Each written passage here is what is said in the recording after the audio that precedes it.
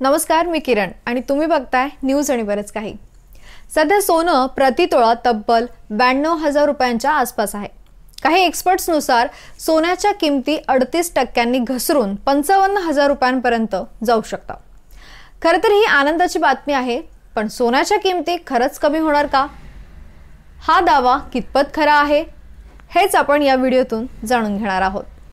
आधी सोन्याच्या किमती कमी होणार हा दावा कोण करते हे बघूयात। अमेरिकेतील एक प्रसिद्ध फायनान्शियल फर्म मॉर्निंगस्टार या फर्मचे एनालिस्ट जॉन मिल्स यांनी हा दावा केलाय। त्यांच्या या दाव्यानुसार सोन्याच्या किमतीबाबत चर्चा सुरू झाल्यात। त्यांनी अनेक मोठ्या कंपन्यांसाठी मोठमोठे दावे केले आणि ते खरे सुद्धा ठरले। त्यामुळे त्यांचा हा दावा थोड्या गंभीरतेने घ्यावा लागेल। पण सोन्याच्या किमती आतापर्यंत एवढे का वाढले आहेत हे आधी जाणून घेऊयात। सध्या असलेला सोन्याचा भाव अनेक कारणांमुळे वाढलाय। यात रशिया, युक्रेन, इस्रायल, पॅलेस्टाईन यांसारख्या देशातील युद्ध याला कारणीभूत आहेत। अमेरिकेची डगमळीत अर्थव्यवस्था आणि वाढती महागाई हे देखील एक कारण आहे। विशेषतः अमेरिकेचे राष्ट्राध्यक्ष डोनाल्ड ट्रम्प यांच्या ट्रेड वॉरमुळे जागतिक स्तरावरती अस्थिरता वाढली आहे। या सगळ्याचा मोठा परिणाम शेअर मार्केटवर होतोय। शेअर मार्केटमध्ये गेल्या काही महिन्यांमध्ये सातत्याने घसरण पाहायला मिळते। याच्या परिणामामुळे इन्व्हेस्टर्स सुरक्षित गुंतवणुकीच्या पर्यायाकडे वळलेत। अनेकांच्या मते गुंतवणुकीचा सर्वात सुरक्षित पर्याय म्हणजे सोनं। त्यामुळे लोक आता सोन्याची गुंतवणूक करू लागलेत। हे एक कारण आहे ज्यामुळे सोन्याच्या किमतीत मोठी वाढ झाली आहे असं बोललं जातं। आता जॉन मिल्स यांनी सोन्याची किंमत कमी होणार असल्याचा दावा केलाय। त्यांनी हा दावा कशाच्या आधारावर केलाय ते सांगते। मिल्स यांच्या मते जगभरामध्ये सोन्याचा सप्लाय वेगाने वाढतोय।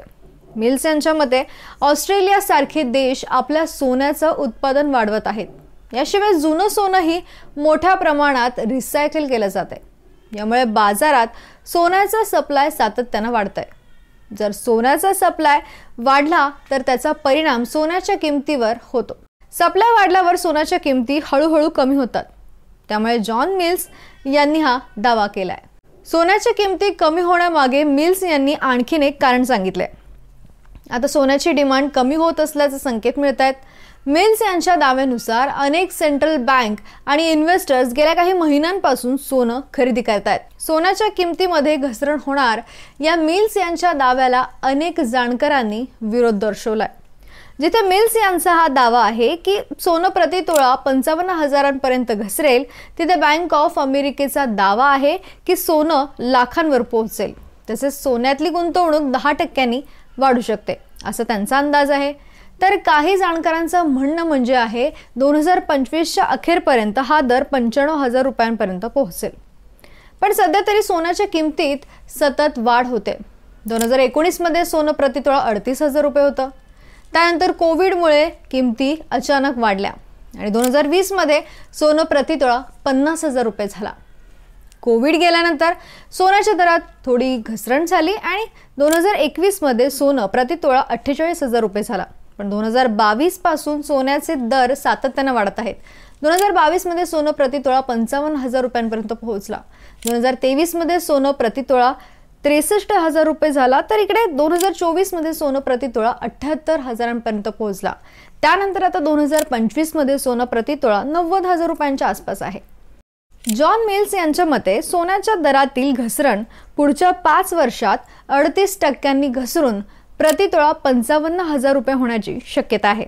आता पुढच्या 5 वर्षात काय बदल होतो? जॉन मिल्स यांचा दावा खरा ठरतो का? तुम्हाला या सगळ्याबाबत काय वाटतं मला कमेंट बॉक्समध्ये नक्की कळवा। व्हिडिओला लाईक करा, शेअर करा आणि जर तुम्ही या चॅनलवर नवीन असाल तर चॅनलला सबस्क्राइब करायला विसरू नका। धन्यवाद।